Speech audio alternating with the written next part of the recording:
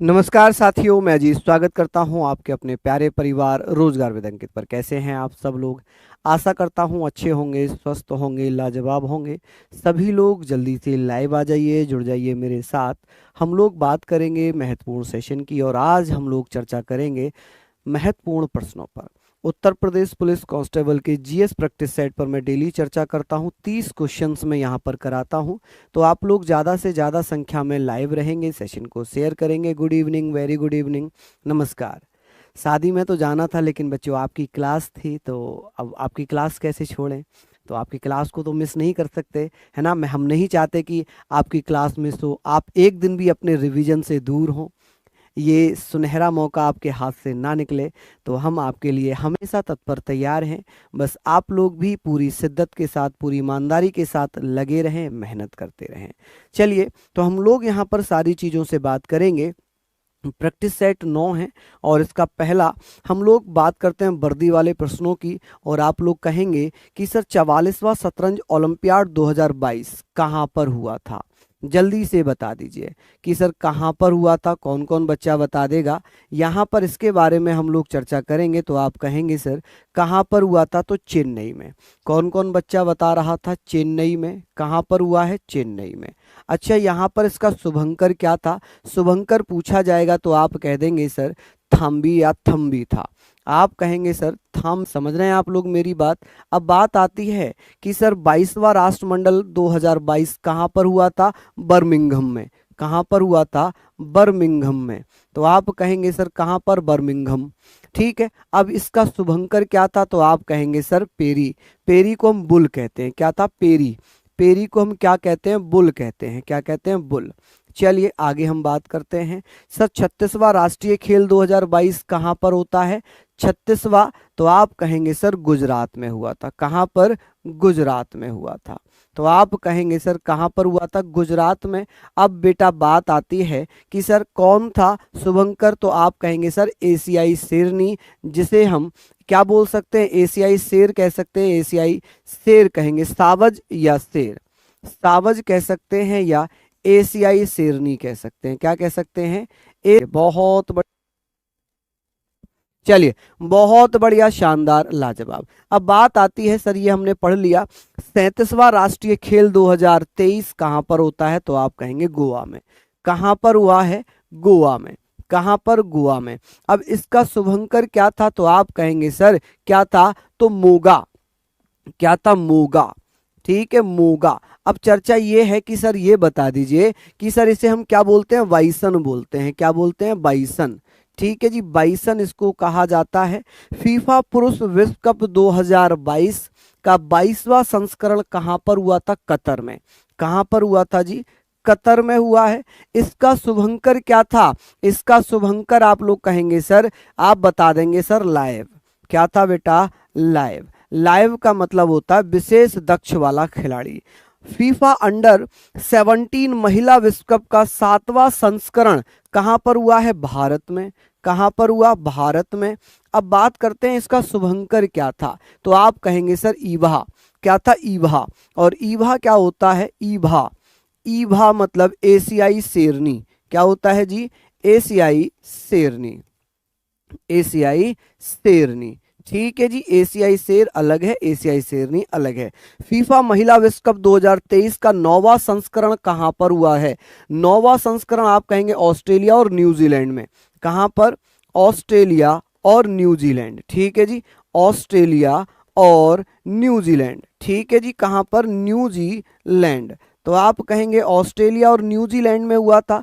इसका शुभंकर क्या था? तो आप कहेंगे सर पेंगुइन। क्या नाम था इसका? तो आप बता देना पेंगुइन। ठीक है, यहां पर आप लिख लेना। आगे हम बात करते हैं। आगे हम लोग चर्चा करते हैं कि सर 15वां हॉकी विश्व कप 2023 कब हुआ था? कहां हुआ था? तो आप कहेंगे सर 2023 ये होता है ओडिशा में। कहां पर? ओडिशा में। अब इसका शुभंकर क्या था? तो आप कहेंगे सर ओली। ओली आप लोग क्या बताइएगा? ओली। ओली हम किसे कहते हैं? कछुए को। कौन से कछुए को? तो ओलिव रिडले कछुए को कहा जाता है। किसको? ओलिव। Olive Ridley. रिडले कछुए को कहा जाता है। किसे कहते हैं जी? कछुए को कहा जाता है कछुआ। तो ये सारी चीजें आप लिख सकते हैं। नेक्स्ट है बेटा, ये कहाँ पर हुआ था? तो महिला विश्व मुक्केबाजी ये हुआ था है नई दिल्ली में। कहाँ पर? नई दिल्ली में। आप लिख लेंगे नई दिल्ली। और इसका शुभंकर क्या था? तो आप कहेंगे चीता। चीता, ठीक है जी, क्या था? चीता। चलिए बहुत बढ़िया, इसका आप एक स्क्रीनशॉट जरूर लीजिएगा। आगे हम लोग आ जाते हैं अपने पहले प्रश्न पर। हमारा पहला प्रश्न है, भारतीय राष्ट्रीय कांग्रेस द्वारा किस अधिवेशन में ऐतिहासिक पूर्ण स्वराज की या पूर्ण स्वतंत्रता का प्रस्ताव पारित किया गया था? जल्दी से बता दीजिएगा कि सर कब होता है, कौन कौन अध्यक्षता करते हैं, जल्दी जल्दी से बताइए। देखिए जब पूर्ण स्वराज का प्रस्ताव आता है तो ये स्वराज जो है, देखिए स्वराज की मांग सर्वप्रथम, स्वराज शब्द किसने प्रयोग किया था? स्वराज शब्द किसने प्रयोग किया था? तो आप कहेंगे स्वराज शब्द ये दयानंद सरस्वती ने। किसने?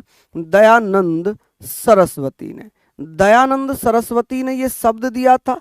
स्वराज विधेयक किसने पेश किया था? स्वराज विधेयक किसने पेश किया था? तो आप कहेंगे स्वराज विधेयक किसने पेश किया था? तो ये पेश किसने किया था? तो आप कहेंगे बाल गंगाधर तिलक ने। किसने? बाल गंगाधर तिलक। बाल गंगाधर तिलक, ठीक है। अब बात करें पूर्ण स्वराज की मांग किसने की थी? पूर्ण स्वराज की मांग किसने की थी? पूर्ण स्वराज की मांग किसने की थी? मांग, तो आप कहेंगे सर हसरत मोहानी ने। किसने? हसरत मोहानी। हम लोग यहाँ पर हर फैक्ट को चर्चा करेंगे। हसरत मोहानी ने की थी कब? आप कह सकते हैं सर हसरत मोहानी ने 1921 में। अब बात क्या है कि भैया कि पूर्ण स्वराज का प्रस्ताव बेटा लाहौर अधिवेशन 1929 में होता है, जिसकी अध्यक्षता पीटी नेहरू, पंडित जवाहरलाल नेहरू के द्वारा की जाती है। किसके द्वारा? पीटी नेहरू के द्वारा अध्यक्षता की जाती है। लखनऊ अधिवेशन 1916 बहुत फेमस है, क्योंकि यहाँ पर गरम दल और नरम दल का विलय किया गया। गरम दल व नरम दल का विलय किया जाता है। नरम दल का विलय किया जाता है। क्या किया जाता है? विलय किया जाता है, ठीक है जी। चलिए हम लोग बात करेंगे, यहाँ पर हम लोग पढ़ रहे हैं कि इसी में मुस्लिम लीग ने भी हिस्सा लिया था। इसमें मुस्लिम लीग ने भी क्या किया था? मुस्लिम लीग ने हिस्सा लिया। कि भैया मुस्लिम लीग ने किसमें हिस्सा लिया था? तो आप कहेंगे लखनऊ अधिवेशन। इसके अध्यक्ष कौन थे? अंबिका चंद्र मजूमदार। कौन? अंबिका चंद्र मजूमदार। अंबिका चंद्र मजूमदार इसके अध्यक्ष थे। मजूमदार, क्लियर है।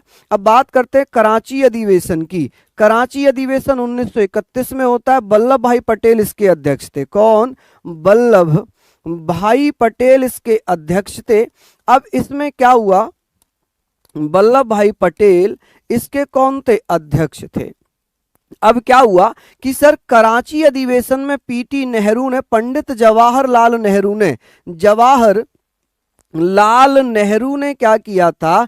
पंडित जवाहरलाल नेहरू ने मूल अधिकारों का प्रस्ताव पेश किया था। मूल अधिकारों का प्रस्ताव पेश किया था। मूल अधिकारों का प्रस्ताव पेश किया था, ठीक है जी। क्या किया था? मूल अधिकारों का प्रस्ताव पेश किया था। अब बात आती है मुंबई या बॉम्बे। तो बेटा 1885 में बॉम्बई में कांग्रेस का अधिवेशन होता है, जिसके अध्यक्ष होते हैं WC बनर्जी, व्योमेश चंद्र बनर्जी। कौन? व्योमेश चंद्र बनर्जी। क्या यहां तक आप लोग लिख पाएंगे? क्या यहां तक आप लोग लिख लेंगे? जल्दी जल्दी से बताइए। बेटा आपकी क्लास थी इसलिए नहीं गए। चलिए यहां तक आप लोगों ने लिख लिया होगा, इसका एक स्क्रीनशॉट आप ले लीजिए। हम लोग आगे बात करते हैं। लिखा है जब सुभाष चंद्र बोस ने भारतीय राष्ट्रीय कांग्रेस के अध्यक्ष पद से इस्तीफा दिया तो इस पद का प्रस्ताव किसे दिया गया? चलिए बता दीजिए। नेक्स्ट क्वेश्चन है आपके स्क्रीन पर, इसका सही आंसर क्या हो जाएगा? चलिए बहुत बढ़िया, लाजवाब प्रश्न आप लोगों के स्क्रीन पर हैं। तो आंसर क्या होगा कि जब सुभाष चंद्र बोस के बारे में बात होगी तो आप कहेंगे सुभाष चंद्र बोस 2 बार लगातार अध्यक्ष बने थे, 1938 में और 1939 में। 1938 और 1939 में सुभाष चंद्र बोस क्या होते हैं, 2 बार अध्यक्ष बन जाते हैं। कि सर 1939 की अगर मैं बात करूं तो आप क्या कहेंगे सर, 1938 में हरिपुरा अधिवेशन हुआ था, कौन सा, हरिपुरा अधिवेशन। सर हरिपुरा अधिवेशन कब होता है, तो आप कहेंगे अधिवेशन, इसके अध्यक्ष थे सुभाष चंद्र बोस। कौन, सुभाष चंद्र बोस। यहां पर त्रिपुरी अधिवेशन हुआ था, कौन सा, त्रिपुरी अधिवेशन होता है। कौन सा अधिवेशन होता है, तो आप कहेंगे सर त्रिपुरी अधिवेशन होता है। कौन सा अधिवेशन था, तो आप ये सारी चीजें पढ़ लेना, अधिवेशन। चलिए बहुत बढ़िया, यहां पर भी अध्यक्ष बन गए थे सुभाष चंद्र बोस। यहां पटाभी सितार मैया को पराजित किया। किसको, पटाभी सितार मैया को पराजित किया। और भैया ये किसके सहयोगी थे पटाभी सितार मैया, आप कहेंगे सर किसके, महात्मा गांधी के सहयोगी थे। किसको, पटाभी सितार मैया को, पटाभी सितार मैया को हराया, पटाभी सितार मैया को हराया। ठीक है जी। उसके बाद थोड़ा सा अनबन होने के कारण उन्होंने 1939 में त्याग पत्र दे दिया। क्या कर दिया, त्याग पत्र दिया। और त्याग पत्र देने के बाद नवंबर 1939 में ही इन्होंने क्या कर लिया, तो आप कहेंगे 1939 की अगर मैं बात करूं तो उन्होंने फॉरवर्ड ब्लॉक पार्टी की स्थापना कर दी। किसकी, फॉरवर्ड ब्लॉक पार्टी की स्थापना कर दी। फॉरवर्ड ब्लॉक पार्टी की स्थापना किसने की थी, तो आप कहेंगे सर सुभाष चंद्र बोस ने। अब बात यहां पर यह थी कि अध्यक्ष कौन बना था, अध्यक्ष कौन बना था, तो आप लोग क्या कहेंगे, आप कहेंगे सर डॉक्टर राजेंद्र प्रसाद बन गए थे। कौन, डॉक्टर राजेंद्र प्रसाद बन गए थे। अगर यहां पूछ लेता स्वतंत्रता के समय अध्यक्ष कौन बने थे, स्वतंत्रता के समय अध्यक्ष कौन थे, के समय अध्यक्ष कौन थे, तो आप कहेंगे जेबी कृपलानी। कौन, जेबी कृपलानी। तो आप बताना जेबी कृपलानी। ठीक है जी, जेबी कृपलानी। चलिए बहुत बढ़िया, शानदार, लाजवाब। आगे है, काकोरी मामले में पकड़े जाने के बाद अशफाक उल्लाह खान को किस जेल में कैद किया गया था, किस जेल में कैद किया गया था। चलिए भैया जल्दी जल्दी से बताइए, हम लोग इन चीज़ों पर चर्चा करेंगे। आप लोग मुझे बताते हुए चलिए कि भैया हुआ क्या था। 1924 में एचआरए की स्थापना होती है। किसकी, एचआरए, हिंदुस्तान रिपब्लिकन एसोसिएशन बनाया जाता है। एचआरए ये सचिंद्र सन्याल, किसके द्वारा, सचिंद्र सन्याल द्वारा बनाया जाता है, सचिंद्र सन्याल। ठीक है, सचिंद्र सन्याल द्वारा बनाया गया। अब हुआ क्या, ये कहां पर बना था, कानपुर में। कहां पर, कानपुर में। आगे चलकर इसमें बहुत सारे लोग जुड़ जाते हैं। और इसी एचआरए ने 9 अगस्त 1925 में एक बेटा 8 डाउन ट्रेन को लूट लिया था। किसको, 8 डाउन ट्रेन को लूटा था। इस ट्रेन का नाम था 8 डाउन ट्रेन, जिसे सहारनपुर लखनऊ मेल के नाम से जानते थे। सहारनपुर लखनऊ मेल के नाम से जानते थे। किसके नाम से, सहारनपुर लखनऊ मेल के नाम से जानते थे। और इसको लूटा था जिसमें अशफाक उल्लाह खां, राजेंद्र लाहाड़ी, अशफाक उल्लाह खां, राजेंद्र लाहाड़ी। कौन, राजेंद्र लाहिड़ी, रोशन सिंह। कौन, रोशन सिंह, ठाकुर रोशन सिंह। और बेटा राम प्रसाद विस्मिल।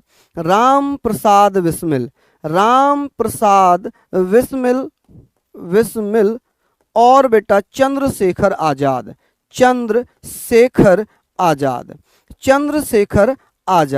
अब हुआ क्या, चंद्रशेखर आजाद तो बच निकले, बाकी इनको फांसी दे दी जाती है।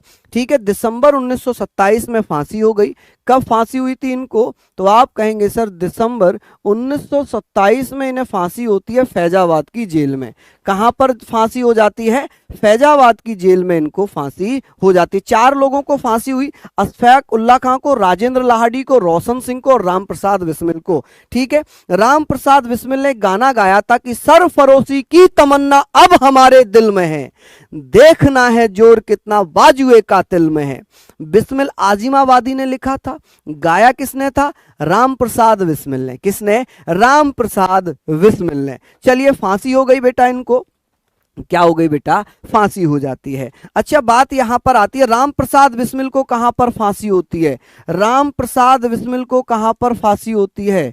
राम प्रसाद बिस्मिल, राम प्रसाद बिस्मिल को कहां पर फांसी होती है? तो आप कहेंगे गोरखपुर की जेल में। कहां पर? गोरखपुर की जेल में। कहां पर फांसी होती है ना? गोरखपुर की जेल में। रोशन सिंह को कहां पर फांसी होती है? रोशन सिंह, रोशन सिंह को बेटा कहां पर? तो आप कहेंगे प्रयागराज नैनी जेल में। कहां पर? नैनी जेल। नैनी जेल कहां पर है? प्रयागराज। प्रयागराज में बेटा इन्हें फांसी हो गई। ठीक है, अशफाक उल्ला खां को आप कहेंगे फैजाबाद में फांसी हो गई। कहां पर? फैजाबाद में फांसी हो गई। चलिए नेक्स्ट है, निम्नलिखित में से किस क्रांतिकारी द्वारा फिलॉसफी ऑफ द बॉम्ब नामक लेख लिखा गया? चलिए जल्दी जल्दी से बताते हुए चलिएगा, क्या सही आंसर होगा? कौन कौन बच्चे बताएंगे? हाँ जी, बहुत बढ़िया, हम लोग सारी चीजों पर चर्चा कर रहे हैं। तो आप कहेंगे सूर्यसेन, भगत सिंह, भगवती चरण बोरा, यशपाल। तो भगवती चरण बोरा ने बेटा, भगवती चरण बोरा ने क्या लिखा था? इसका शीर्षक क्या था? इन्होंने जो ये लेख लिखा था, इसका शीर्षक क्या था? आप क्या कहेंगे सर, शीर्षक क्या था? चलिए बता दीजिए। तो आप कहेंगे सर हिंदुस्तान प्रजातंत्र समाजवादी सभा का घोषणा पत्र।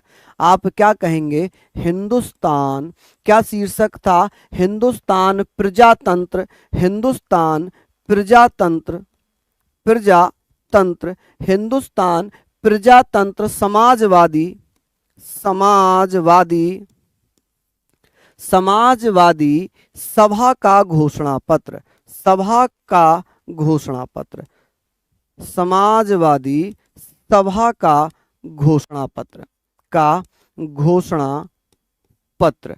ठीक है, यहां पर आप लिख लेंगे। सूर्यसेन ने क्या किया था? अगर मैं बात करूं 1930 की, तो इन्होंने क्या किया था? आप कहेंगे इंडियन रिपब्लिकन आर्मी की स्थापना की थी, और इन्होंने चटगांव शस्त्रागार को लूटा था। किसको? चटगांव शस्त्रागार को लूटा था। किसको लूटा था? शस्त्रागार को लूटा था। भगत सिंह ने 1926 में क्या किया था? एक नौजवान सभा की स्थापना की थी। किसकी? नौजवान सभा की स्थापना कर दी थी। किसकी? नौजवान सभा की स्थापना की। चलिए बहुत बढ़िया, शानदार, इसको भी आप लोग नोट डाउन कर लो। वर्ष 1904 में किसने क्रांतिकारियों की गोपनीय गोपनीय समिति के रूप में अभिनव भारत का आयोजन किया था? देखिए हम लोग बात करेंगे कि हुआ क्या 1899 में मित्र मेला क्या बनाया? मित्र मेला या गुप्त समिति, मित्र मेला या गुप्त समिति की स्थापना होती है। गुप्त समिति, ठीक है जी। और ये कहां पर? नासिक में, नासिक महाराष्ट्र में। ठीक है, नासिक महाराष्ट्र में इसको बनाया गया। चलिए अब यही आगे चलकर 1904 में अभिनव भारत संगठन, नीले पेन से ना लिखूं, चलिए जी इससे लिख लेता हूं। तो 1904 में अभिनव भारत संगठन, अभिनव भारत संगठन के नाम से अभिनव भारत संगठन, ठीक है जी, अभिनव भारत संगठन की स्थापना की थी। वो कौन थे? बीडी सावरकर। इनके दो भाई और थे, बीडी सावरकर एवं गणेश सावरकर। कौन मेरे लाल? गणेश सावरकर, गणेश सावरकर, सावरकर या सावरकर। और एक थे नारायण सावरकर। कौन? नारायण सावरकर। तो जल्दी जल्दी से आप लोग लिख लीजिएगा कि इन्होंने मिलकर बेटा क्या किया था? इन्होंने अभिनव भारत संगठन बनाया। रास बिहारी बोस ने 1942 में क्या किया था? आजाद हिंद फौज की स्थापना की। किसकी? आजाद हिंद फौज की। सर आजाद हिंद फौज की स्थापना इन्होंने कर दी। और आजाद हिंद फौज को 1943 में पुनर्गठित किसने किया था? पुनर्गठित किसने किया था? तो आप कहेंगे पुनर्गठित किया था सुभाष चंद्र बोस ने। ये जापान के टोक्यो में बनाई गई थी, जापान के टोक्यो में, ठीक है जी, टोक्यो में। और इसको पुनर्गठित किया था सिंगापुर में। सिंगापुर में किसने पुनर्गठित किया था? आप कहेंगे सर सुभाष चंद्र बोस ने। किसने? सुभाष चंद्र बोस ने। चलिए अब बात आती है प्रफुल्ल चाकी। ये वही प्रफुल्ल चाकी हैं जिन्होंने 1908 में मुजफ्फरपुर का एक जज था किंग्सफोर्ड, किंग्सफोर्ड, किंग्सफोर्ड को मारने का प्रयास किया, को मारने का प्रयास किया और जब पुलिस इन्हें पकड़ने आई तो इन्होंने स्वयं को गोली मारकर शहीद कर दिया, स्वयं को गोली मारकर शहीद कर दिया। क्या कर दिया? गोली मारकर शहीद कर दिया। क्या कर दिया भैया? शहीद कर दिया। जज्बा देख रहे हैं आप लोग, इन लोगों का जज्बा। ये देश के लिए शहीद हो जाते थे, देश के लिए शहीद हो जाते थे, बिना कुछ सोचे समझे देश के लिए शहीद होते थे कि विरासत से तय नहीं होते, विरासत से तय नहीं होते हौसले, विरासत से तय नहीं होते मंजिल के फासले, विरासत से तय नहीं होते मंजिल के फासले। ये तो आसमान, ये तो उड़ान बताता है कि आसमान किसका है। चलिए, बहुत बढ़िया, शानदार, लाजवाब। नेक्स्ट क्वेश्चन है, यहां पर आप लोग बताइएगा इसका क्या आंसर है। दोबारा सुनाऊं? अच्छा, बिल्कुल। विरासत से तय नहीं होते मंजिल के फासले, ये तो उड़ान बताती है कि आसमान किसका है। तो आसमान बनाओ अपना। चलिए, लिखा है मुक्त भारत समाज की स्थापना किसने की थी? जल्दी जल्दी से बता दीजिए। हाँ जी, बहुत बढ़िया, शानदार, लाजवाब। चलिए, बहुत बढ़िया, शानदार, लाजवाब। हम लोग यहाँ पर बात करेंगे, इन सारी चीज़ों पर आप लोग बताते चलेंगे। आप कहेंगे बीडी सावरकर ने, बीडी सावरकर ने 1907 में लंदन में बेटा, कहाँ पर? लंदन में बेटा, किसकी? मुक्त सभा की। आप कह सकते हैं सर मुक्त। यहाँ पर अगर बात करेंगे फ्री इंडिया सोसाइटी कह लें, या इसको मुक्त भारत ही लिखना, इसको क्या लिखना? मुक्त भारत ही लिखना। जो नाम होता है मुक्त भारत सभा, मुक्त भारत सभा, मुक्त भारत सभा, भारत सभा आप लोग लिखना। ठीक है जी, इसका नाम अंग्रेजी में भी ऐसे ही लिखना कि सर लंदन में मुक्त भारत सभा की स्थापना, भारत सभा की स्थापना हो जाती है। चलिए, जी के गोखले, गोपाल कृष्ण गोखले गांधी जी के राजनीतिक गुरु थे। किसके? गांधी जी के राजनीतिक गुरु थे। क्या थे? राजनीतिक गुरु थे, गुरु, राजनीतिक गुरु थे। ठीक है जी, चलिए, बहुत बढ़िया, शानदार। आगे बात करते हैं कि सर जवाहरलाल नेहरू के अधीन भारत सरकार की या भारत की अंतरिम सरकार का गठन कब किया गया था? जल्दी जल्दी से बता दीजिए। बहुत बढ़िया, शानदार, लाजवाब। आप कहेंगे सर 2 सितंबर 1946 में पंडित जवाहरलाल नेहरू ने अपने 11 सहयोगियों के साथ अंतरिम सरकार का गठन किया था। कब मेरे लाल? तो आप कहेंगे सर 2 सितंबर 1946 में। ठीक है जी, कितने? 11 सहयोगियों के साथ, 11 सहयोगियों के साथ अंतरिम सरकार का गठन किया था। यही आंसर होगा। इसमें भी अगर मैं बात करूं क्या क्या पूछा जा सकता है, इसमें भी अगर मैं बात करूं जैसे कि कृषि और विभाग मंत्रालय किसके पास था, रक्षा मंत्रालय किसके पास था, कानून मंत्री कौन थे, यहाँ पर भी मैं बात करूं कि सर कानून मंत्री कौन थे, कानून मंत्री थे कौन? जोगेंद्र नाथ मंडल। कौन थे बेटा? जोगेंद्र नाथ मंडल। आप लिखेंगे जोगेंद्र नाथ मंडल। ठीक है, पूछा जाता है कि अंतरिम सरकार में कौन कौन क्या क्या बने थे। अच्छा, डॉक्टर राजेंद्र प्रसाद को क्या दिया था? कृषि एवं खाद्य विभाग, कृषि एवं खाद्य विभाग किसे दिया गया था? खाद्य विभाग किसे दिया गया था? विभाग, तो आप कहेंगे राजेंद्र प्रसाद को दिया गया। किसको? राजेंद्र प्रसाद को दिया गया। किसे दिया गया? राजेंद्र प्रसाद को दिया गया था। यहां तक आप लोग लिख लेंगे। श्रम मंत्री कौन बने थे? श्रम मंत्री कौन बने थे? तो आप कहेंगे सर श्रम मंत्री बने थे जिनका नाम था बाबू जगजीवन राम, बाबू जगजीवन राम, जगजीवन राम। ठीक है जी, बाबू जगजीवन राम। चलिए, नेक्स्ट है, निम्नलिखित में से कौन संविधान सभा की प्रारूप समिति का सदस्य नहीं था? चलिए, जल्दी जल्दी से बता दीजिए। बहुत बढ़िया, शानदार, लाजवाब। हाँ जी, बहुत शानदार, लाजवाब आंसर से हैं आप लोगों के। सेशन को थोड़ा सा लाइक शेयर जरूर करते रहिए। देखिए, प्रारूप समिति की बात करते हैं। प्रारूप समिति को हम क्या क्या कहते हैं? प्रारूप समिति को हम क्या क्या कहते हैं? आप कहेंगे सर प्रारूप समिति को हम क्या कहेंगे? मसौदा समिति कहेंगे।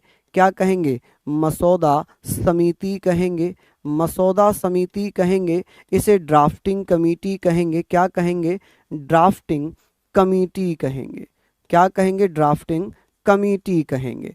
कि सर ये ड्राफ्टिंग कमेटी का गठन 29 अगस्त 1947 में हुआ था। क्या, 29 अगस्त 1947 में।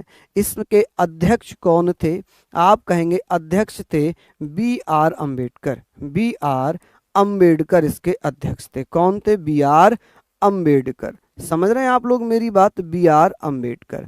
चलिए बहुत सारी चीजें हम लोग यहाँ पर पढ़ते हुए चलेंगे। इसमें इनके साथ साथ प्लस 6 अन्य सदस्य थे, जिसमें T Krishnamachari, B N Rao, के एम मुंशी, लेकिन एन माधव राव, ओहो बी एन राव नहीं थे, के एम मुंशी थे, एन माधव राव थे, बी एन राव कौन थे, बेनेगल नरसिंह राव। क्या नाम था, बेनेगल नरसिंह राव, बेनेगल नरसिंह राव। अब बात आती है बेनेगल नरसिंह राव, ये संविधान सभा के संवैधानिक सलाहकार थे। कौन थे, संवैधानिक सलाहकार। तो आप कहेंगे कौन थे, संवैधानिक सलाहकार थे। ठीक है, कौन थे, संवैधानिक सलाहकार थे। अब इसमें सदस्यों की चर्चा कर लेते हैं। तो आप कहेंगे के एम मुंशी, के एम मुंशी थे। ठीक है, के एम मुंशी थे। एन गोपाल स्वामी आयंगर थे, एन गोपाल स्वामी आयंगर लिख लेना। तीसरे नंबर पे बात करेंगे एम सादुल्ला, मोहम्मद सादुल्ला। कौन, मोहम्मद सादुल्ला साहब थे। और बेटा चौथे नंबर पे हम बात करते हैं, चौथे नंबर पे हम बात करेंगे जिनका नाम है बेटा अल्लादी कृष्णा स्वामी अय्यर। कौन, अल्लादी कृष्णा स्वामी अय्यर, अल्लादी कृष्णा स्वामी अय्यर, अल्लादी कृष्णा स्वामी स्वामी अय्यर। ठीक है जी, अल्लादी कृष्णा स्वामी अय्यर। अच्छा, पांचवें नंबर पे हम बात करते हैं बेटा N Madhav Rao, N Madhav Rao. N Madhav Rao किसके स्थान पर आए थे, एन माधव राव किसके स्थान पर आते हैं, तो एन माधव राव आते हैं बी एल मित्र के स्थान पर। किसके स्थान पर, बी एल मित्र के स्थान पर। ठीक है जी, के स्थान पर। ये पांचवे थे। और छठे नंबर पे आते हैं बेटा टी कृष्णाचारी, टी कृष्णाचारी। कि सर टी कृष्णाचारी किसके स्थान पर आए थे, कृष्णाचारी। तो आप कहेंगे सर डीपी खैतान की मृत्यु के बाद, डीपी खैतान की मृत्यु के बाद। चलिए, अब प्रारूप समिति ने अपनी पहली रिपोर्ट कब पेश की थी, प्रथम रिपोर्ट कब पेश कर दी थी इन्होंने, तो इन्होंने अपनी पहली रिपोर्ट पेश की थी 21 फरवरी 1948 में। कब, 21 फरवरी 1948 में। लिख लीजिए जल्दी जल्दी से, बहुत शानदार। इनको नोट डाउन करते हुए चलना, जितनी भी चीजें मैं लिखवाता हूं इनको नोट डाउन करते हुए जरूर चलना, चाहे तो स्क्रीनशॉट लेना। नेक्स्ट है भारतीय संविधान की प्रस्तावना में निम्नलिखित में से किन महान आदर्शों का उल्लेख है।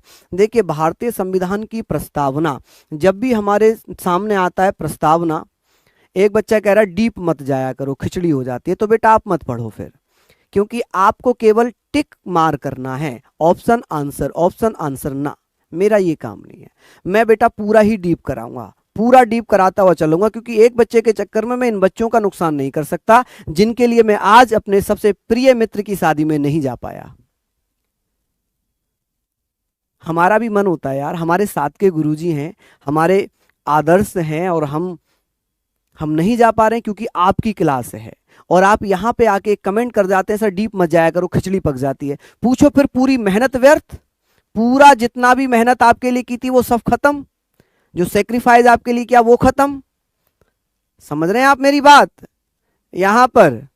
चलिए, तो हम लोग बात करेंगे, यहां पर हम लोग बात करते हैं, इसके बारे में हम लोग सारी चीजों पर चर्चा करते हैं। तो आप कहेंगे विचार, अभिव्यक्ति, विश्वास, आस्था और उपासना की स्वतंत्रता, ये सही आंसर आपका हो जाएगा, यही आपका क्या हो जाएगा, आंसर हो जाएगा। देखिए अगर मैं बात करूं कितने प्रकार के न्याय की बात की गई है, मैंने आपको लिखवाया था ना जब प्रस्तावना बताई थी, न्याय 3 प्रकार का, आर्थिक, सामाजिक और राजनीतिक न्याय।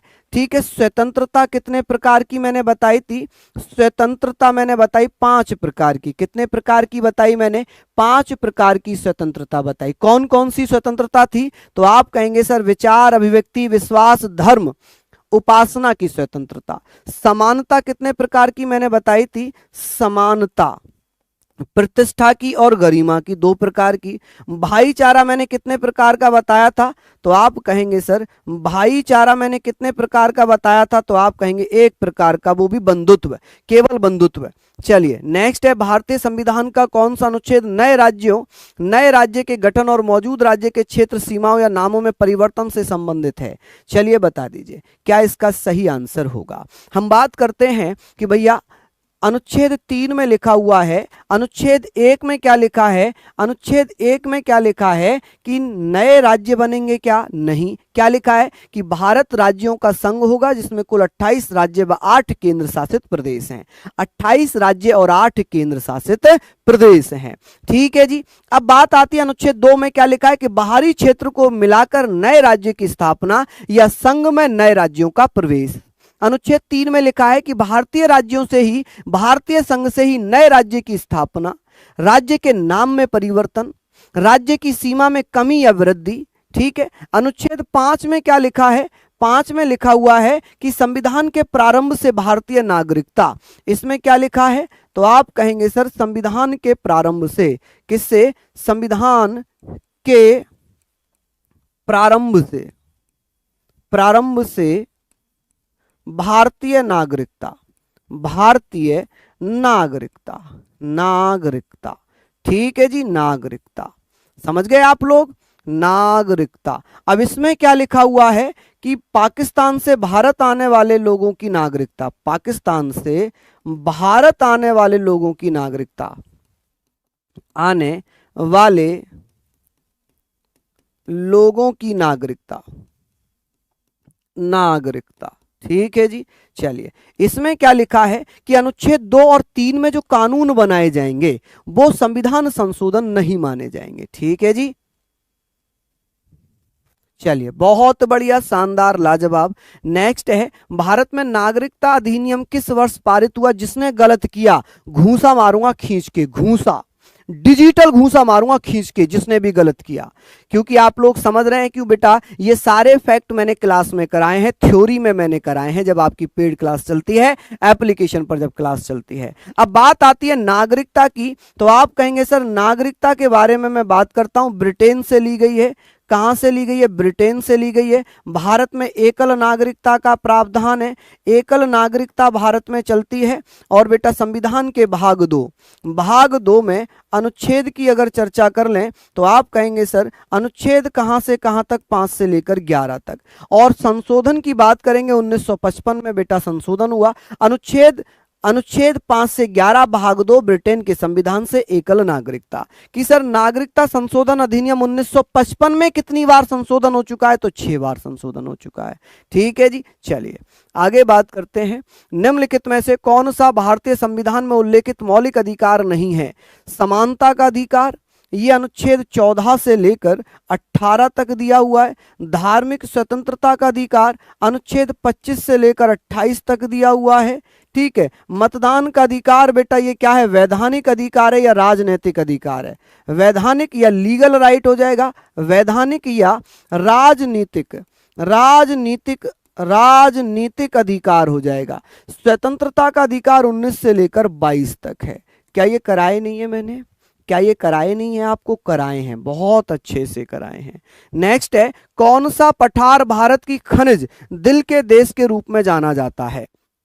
चलिए बता दीजिए। बहुत बढ़िया, शानदार, लाजवाब। तो आप कहेंगे, आप क्या कहेंगे बेटा? इसको हार्ट ऑफ द कंट्री कह लें, या इसको भैया क्या कह सकते हैं? दिल के देश, land, heart land of India. इसको हम क्या कह सकते हैं? इसको हम ऐसे भी लिखते हैं heart land of India, heart land of India.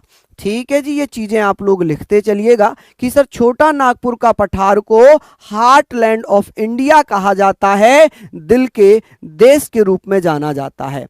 इसे भारत का रूर प्रदेश भी कहते हैं, इसको भारत का रूर प्रदेश भी कहा जा सकता है, भारत का रूर प्रदेश भी कहा जा सकता है। ठीक है जी, रूर प्रदेश भी कह सकते हैं। कोयला अधिकता के कारण, कोयला उत्पादकता के कारण यहां से क्या क्या बेटा? अभ्रक, आप कहेंगे अभ्रक यहां से बहुत ज्यादा मात्रा में निकलता है। अभ्रक है, बॉक्साइट है, तांबा है, चूना है। तांबा, चूना, बॉक्साइट, बॉक्साइट हो जाएगा, क्या हो जाएगा, बॉक्साइट हो जाएगा। ये चीजें भी आप लोग पढ़ते रहना। पत्थर हो जाएगा, चूना पत्थर हम लोग कह सकते हैं, पत्थर कह सकते हैं। और भैया लोहा कह सकते हैं, लोहा। तो यहां पर आप लोग कहेंगे सर ये सारी चीजें कहां से, छोटा नागपुर पठार से निकलते हैं। ठीक है, चलिए बहुत बढ़िया, शानदार। आगे बात करते हैं, यहां तक आपने लिख लिया। चलिए नेक्स्ट है कि पोनमुडी। पोनमुडी दक्षिण भारत का एक छोटा सा हिल स्टेशन है। ये किस शहर के पास स्थित है, किस शहर के पास स्थित होगा, जल्दी से बताइए। देखिए किस लिए फेमस है, पहले तो ये प्रसिद्ध किस लिए, ये हमें पता होना चाहिए। प्रसिद्ध, तो ये किस लिए प्रसिद्ध होगा, आप कहेंगे चाय के लिए। किसके लिए, चाय। यहां पर चाय के बागान हैं। चलिए समझ रहे हैं आप लोग, तो आप कहेंगे चाय के लिए, वनस्पति चाय के लिए उपयुक्त किया जाने वाला। अब बात होगी बेटा कहां पर है, तो आप कहेंगे तिरुवनंतपुरम में। कहां पर है ये, तिरुवनंतपुरम। और तिरुवनंतपुरम कहां पड़ता है, तो आप कहेंगे केरल में। कहां पर, केरल। चलिए बहुत बढ़िया, आगे चलते हैं। सूची 1 को सूची 2 से मिलाना है कि भैया पुलिकट झील कहां पर है, तमिलनाडु में। चिल्का झील कहां पर है, उड़ीसा में। बूलर झील कहां है, कश्मीर में। सावर झील कहां है, राजस्थान में। तो एक मिल रहा है 3 से, तो ये 2 ऑप्शन तो आपके खत्म हो गए ऑलरेडी, क्योंकि यहाँ 3 नहीं है, ये 3 है। अब बी आपका मिल रहा है 1 से, बी आपका 1 से मिल रहा है, तो इसका मतलब आपका ऑप्शन नंबर ए, ये भी आपका खत्म, ये भी आपका खत्म। चलिए नेक्स्ट है, सलालपन बिजली परियोजना नदी पर स्थित है। सलाल कहां पर है, सलाल, लाल। लाल की अगर मैं बात करूं, लाल की अगर मैं बात करता हूं, तो लाल आप जानते हैं कि हम अपने लालों को कहां भेजते हैं, बॉर्डर पे। मेरे जीजा जी हैं और मणिपुर में कल दंगा हुआ है, गौरव कुमार नाम है उनका। तो कल उनको गोली लगी है, यहां से गोली छू कर गई है, यहां से छू कर गई है। ठीक है, थैंक गॉड कि वो बच गए हैं। हालांकि 3 लोगों को गोलियां लगी हैं, उनके 2 साथी और हैं, एक वो हैं, तो बच गए। अब हम लाल, हम अपने देश के लालों को भेज रहे हैं ना बॉर्डर पे। सलाल, लाल मतलब जम्मू एंड कश्मीर में। कहां भेज देते हैं, जम्मू एंड कश्मीर में भेज देते हैं। क्या करने के लिए, सेफ्टी करने के लिए भेजते हैं। चलिए तो यहां पर हम बात करेंगे सर, क्या इसका सही आंसर होगा, चेनाब पर। कहां पर, चेनाब पर। कुछ परियोजना, ब्यास परियोजना बता रहा हूं मैं, ब्यास परियोजना कहां पर चल रही है, तो आप कहेंगे ब्यास परियोजना। ब्यास परियोजना की मैं बात करता हूं, तो आप कहिएगा, ओहो, ब्यास परियोजना कि सर ब्यास परियोजना कहाँ चल रही है, तो ये ब्यास नदी पर चल रही है। कहाँ पर, ब्यास नदी पर चली है। रंजीत सागर बांध कहाँ पर है, चलिए बताइए। रंजीत सागर, कुछ इंपोर्टेंट बता रहा हूँ, रंजीत सागर बांध। रंजीत सागर बांध की अगर मैं बात करूं, तो आप कहेंगे सर रंजीत सागर बांध के बारे में मैं बात करूं, तो आप कहेंगे रावी नदी पर। कहां, रावी नदी पर। ठीक है जी, कहां पर, रावी नदी पर है। अच्छा और हम बात कर लेते हैं, जैसे तुलुब, हाँ जी, तुलबुल परियोजना। तुलबुल परियोजना या तुलुब परियोजना भी इसको कह सकते हैं। परियोजना कहां पर चल रही है बेटा, तो आप लोग क्या बताइएगा सर, कहां पर चल रही है, झेलम नदी पर। कहां पर, झेलम नदी पर। ठीक है जी, बाकी तो सरदार सरोवर बांध, जो कॉमन चीजें वो तो आपको याद हैं, वो तो आपको याद हैं। नेक्स्ट है, भारत की उच्चतम वार्षिक वार्षिक वर्षा कहाँ दर्ज की गई है, तो आप कहेंगे सर कहाँ पर, ये तो बहुत अच्छे से आपको याद होगा, मौसिनराम मेघालय। चेरापूंजी में एक जगह पड़ती है मौसिनराम, मेघालय में, वहां पर बेटा सबसे ज्यादा वर्षा है। अगर मैं बात करूं उत्तर प्रदेश में सबसे अधिक वर्षा कहां पर होती है, उत्तर प्रदेश में अधिक वर्षा कहां पर होती है, तो आप कहेंगे सर अधिक वर्षा कहां पर होती है जी, तो आप लोग बताएंगे उत्तर प्रदेश में सबसे अधिक वर्षा होती है कहां, तो आप लोग कहेंगे सर गोरखपुर में। कहां पर, गोरखपुर में।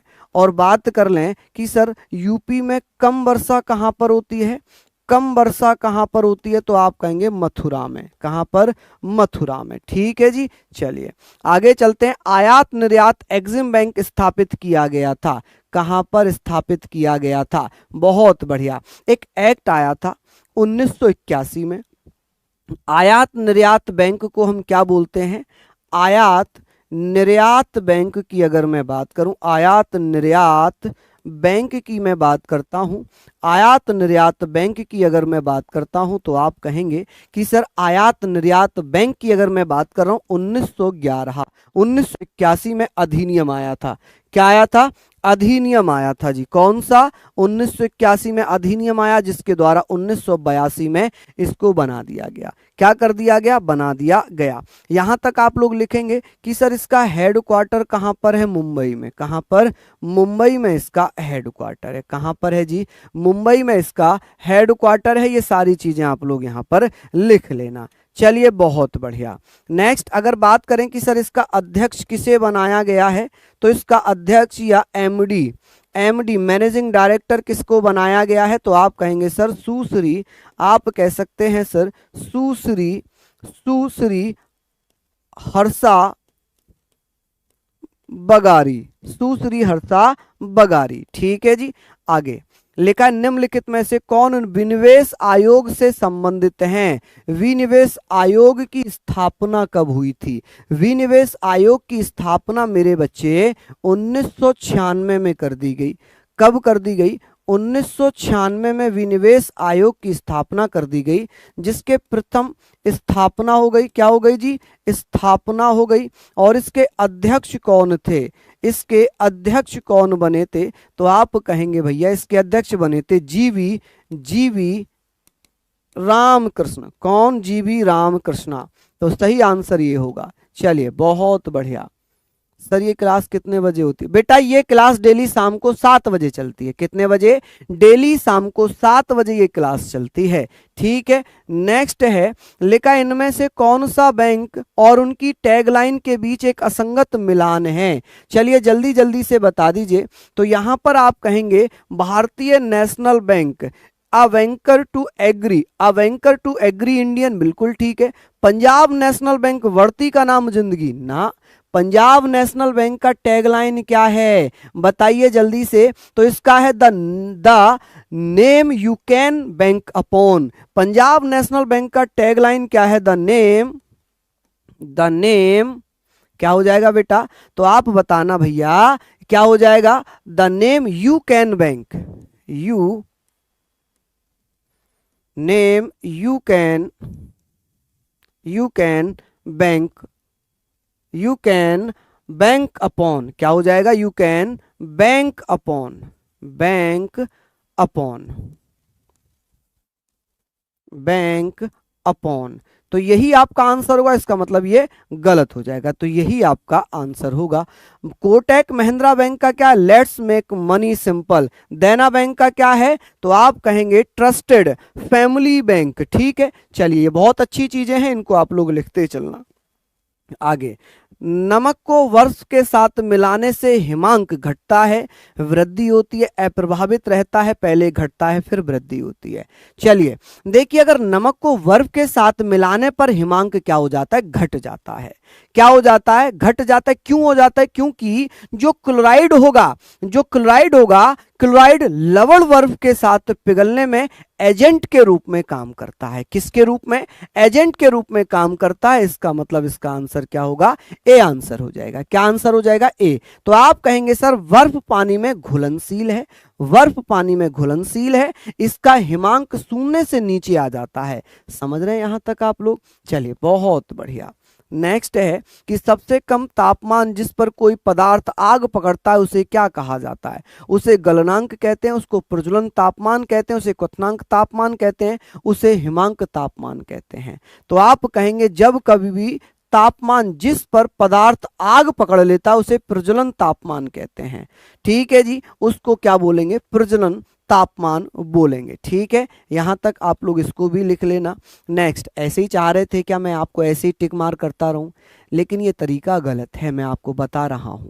ऐसे आप मत करो। आप जल्दीबाजी के चक्कर में ना केवल टिक मार्क कराने के लिए बेटा लगे रहते हो, जिससे कि आपको और नए क्वेश्चन पढ़ने का मौका नहीं मिल पाता, और नए क्वेश्चन पढ़ने का मौका ना के बराबर मिल पाता है। चलिए, लिखा है 2023 स्वच्छ सर्वेक्षण के अनुसार सबसे स्वच्छ शहर का पुरस्कार किसे मिला है? तो आप कहेंगे सर इंदौर और सूरत को। इंदौर बेटा 7वीं बार, इंदौर 7वीं बार बेटा ये पुरस्कार जीता है। अच्छा, संयुक्त रूप से पहली बार ऐसा हुआ है कि संयुक्त रूप से पहले नंबर पे रखा गया है।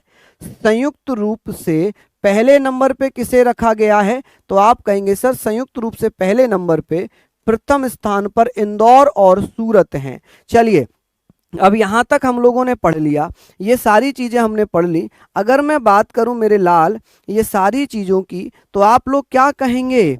आप लोग कहेंगे सर 1 लाख से अधिक आबादी वाले तो हो गई है। अब 1 लाख से कम आबादी वाला जो है सबसे स्वच्छ शहर कौन सा है?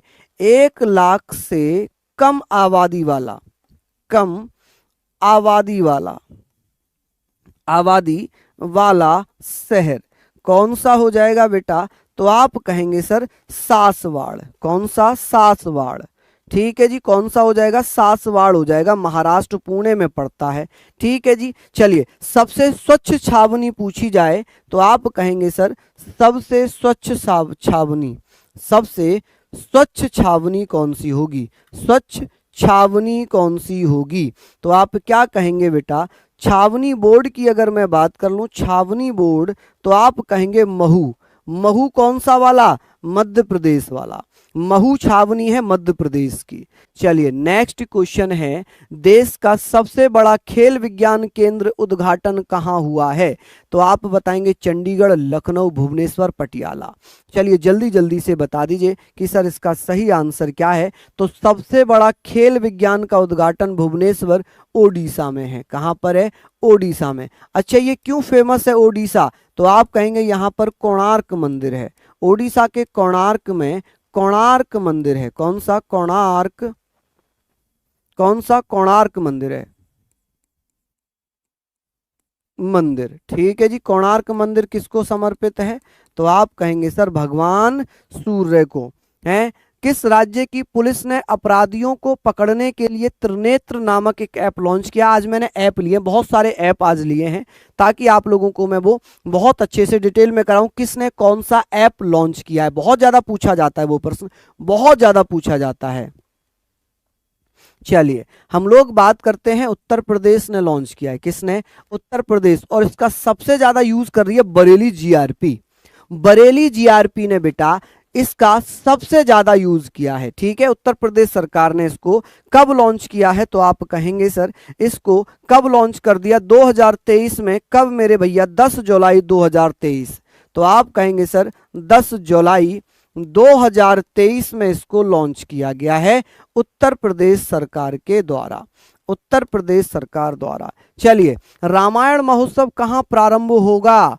रामायण महोत्सव कहाँ प्रारंभ होगा? तो आप कहेंगे 18 जनवरी, यानी कि आज से 18 जनवरी से नई दिल्ली से, नई दिल्ली से, नई दिल्ली है ना, नई दिल्ली हो जाएगी क्या? तो आप कहेंगे सर पुराना किले से स्टार्ट होगा, जो दिल्ली में है पुराना किला, कि भैया पुराना किला जो दिल्ली में ही है यहां से स्टार्ट होगा और यहां से ये कहां जाएगा? लखनऊ।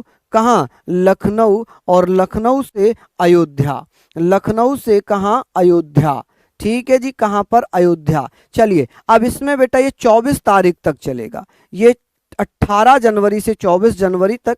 इसमें बेटा कौन कौन शामिल होंगे? Cambodia,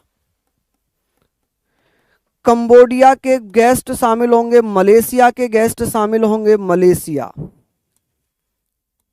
Malaysia. ठीक है जी, कौन? मलेशिया के गेस्ट शामिल हो जाएंगे। और लाओस के गेस्ट शामिल होंगे, लाओस। थाईलैंड, आप कहेंगे सर थाईलैंड के गेस्ट शामिल होंगे, थाईलैंड। ठीक है जी, और श्रीलंका के गेस्ट शामिल होंगे। चलिए आगे बात करते हैं। तो यहां पर आपका आंसर क्या होगा? नई दिल्ली। क्या हो जाएगा? नई दिल्ली। चलिए नेक्स्ट है, विंग्स इंडिया 2024 एशिया की सबसे बड़ी नागरिक उड्डयन प्रदर्शनी कहां पर आयोजित होगी? चलिए, विंग्स ऑफ फायर पुस्तक है एक, किसने लिखी है? विंग्स ऑफ फायर किसने लिखी है? जल्दी से बताइए। तो एपीजे अब्दुल कलाम ने, एपीजे अब्दुल कलाम ने। ठीक है जी, अब्दुल कलाम के द्वारा लिखी गई पुस्तक है। तो आप कहेंगे हैदराबाद में। और हैदराबाद में भी कौन से एयरपोर्ट पर? कौन से एयरपोर्ट पर? चलिए जल्दी जल्दी से बताते रहेंगे आप लोग। तो बेगमपेट हवाई अड्डे पर। कहां पर? बेगमपेट बेगमपेट हवाई अड्डे पर, हवाई अड्डे पर, ठीक है जी, अड्डे पर होगी। और मंत्री कौन है? तो ज्योतिरादित्य सिंधिया। तो आप कहेंगे कौन है? उड्डयन मंत्री। उड्डयन मंत्री की अगर मैं बात करूं तो आप कहेंगे नागरिक उड्डयन मंत्री कौन है? तो आप कहेंगे ज्योतिरादित्य सिंधिया, ज्योतिरादित्य सिंधिया, ठीक है जी, सिंधिया। चलिए नेक्स्ट है, आगे है, हाल ही में बाजार पूंजी के कारण अनुसार पूंजीकरण के अनुसार भारत की सबसे मूल्यवान सरकारी कंपनी कौन सी बनी है? तो आप कहेंगे सर LIC बन गई है। LIC की स्थापना 1956 में हुई थी। SBI 1955 में बना था। कब? ONGC की अगर बात करते हैं तो आप क्या कहेंगे सर? ONGC की स्थापना कब होती है? कौन कौन बच्चा बताएगा? चलिए आप कहेंगे सर ये भी 1956 में ही बनी थी। 1956 में। गेल कब बनी है? तो आप कहेंगे सर गेल 1984 में बनी है। कब? 1984 में बनी है, ठीक है। चलिए नेक्स्ट है, ग्लोबल फायर पावर रैंकिंग 2024 में भारत को कौन सा स्थान मिला है? छठा है, पांचवा है, सातवां है? आप कहेंगे सर चौथा स्थान मिला है। नेक्स्ट, ये आपके लिए एक होमवर्क है। अभी मैं कुछ मोबाइल ऐप आपको बताऊंगा, मोबाइल ऐप आप लोगों को बताऊंगा जिसके बारे में आप लोगों को बात करनी है। जैसे कि मैं इसको थोड़ा सा जूम और कर देता हूं। चलिए यहां पर हम लोग बात करेंगे, जैसे मोबाइल दोस्त ऐप है, किसने लॉन्च किया? जम्मू कश्मीर ने। ये क्यों लॉन्च किया था? नागरिकों को मोबाइल के माध्यम से सरकार की योजनाओं तक पहुंच प्रदान करना। उल्लास ऐप किसने लॉन्च किया था? शिक्षा मंत्री धर्मेंद्र प्रधान ने। लोगों को बुनियादी साक्षरता उपलब्ध कराना तथा प्रौद्योगिकी क्षमता का विकास करना। ई सारस ऐप किसने लॉन्च किया? ग्रामीण विकास मंत्रालय द्वारा स्वयं सहायता समूह की महिलाओं द्वारा बनाए गए उत्पादों को ई-कॉमर्स तक जोड़ना। PM किसान मोबाइल केंद्रीय कृषि मंत्री नरेंद्र सिंह तोमर द्वारा KYC के लिए फेमस ऑथेंटिक फीचर उपलब्ध कराना। पेच रिपोर्टिंग ऐप उत्तराखंड ने राज्य में सड़कों के गड्ढों से संबंधित शिकायतें करने के लिए, आप चाहें तो इसका एक स्क्रीनशॉट ले लीजिए, ठीक है, स्क्रीनशॉट आप लोग इसका ले लीजिए, ठीक है। आगे मैं बात करूंगा, अभी और भी है, इसका एक स्क्रीनशॉट लीजिएगा। अब बात आती है नेक्स्ट, यहां पर हम बात करेंगे कि मेरी लाइफ ऐप पर्यावरण वन एवं जलवायु परिवर्तन मंत्रालय द्वारा लॉन्च किया गया है। लोगों को पर्यावरण संरक्षण कार्यों के लिए प्रोत्साहित करना तथा मिशन लाइफ की प्रगति को ट्रैक करना। स्टॉप टोबैको ऐप कर्नाटक ने बेटा सार्वजनिक स्थानों पर धूम्रपान पर अंकुश लगाने के लिए। प्रहरी ऐप की बात करेंगे, इंपॉर्टेंट है, बहुत ज्यादा इंपॉर्टेंट है, बहुत बार पूछा गया है। गृह मंत्री अमित शाह ने इस ऐप के माध्यम से सीमा सुरक्षा बल के जवानों के मोबाइल पर व्यक्तिगत जानकारी, आवास एवं आकाश संबंधी जानकारी प्राप्त कर सकते हैं। और जलदूत ऐप, ये ग्रामीण विकास मंत्रालय देश भर के गांव के चयनित कुओं में जल स्तर का पता लगाने के लिए ये ऐप लॉन्च किया है, ठीक है जी। स्क्रीनशॉट नहीं ले पाए थे? चलिए लीजिए मेरे बच्चे, इसका स्क्रीनशॉट ले लीजिए, जल्दी से ले लीजिए, फटाक से इसका स्क्रीनशॉट लीजिएगा, ठीक है। अब हम ये आगे बात करें, इसका भी एक स्क्रीनशॉट ले लीजिएगा। आज कमेंट करके बताना कि आपको ये मेहनत कैसी लगी, किसने कितना स्कोर किया और कौन कहां से रहकर तैयारी कर रहे हैं, किस जिले से आते हैं, तो वो भी बताना। आप लोग बहुत कम बच्चे बताते हैं। सौरभ जी बहुत बहुत धन्यवाद आपका, सभी बच्चों का बहुत बहुत धन्यवाद। नमस्कार, जय हिंद, जय भारत।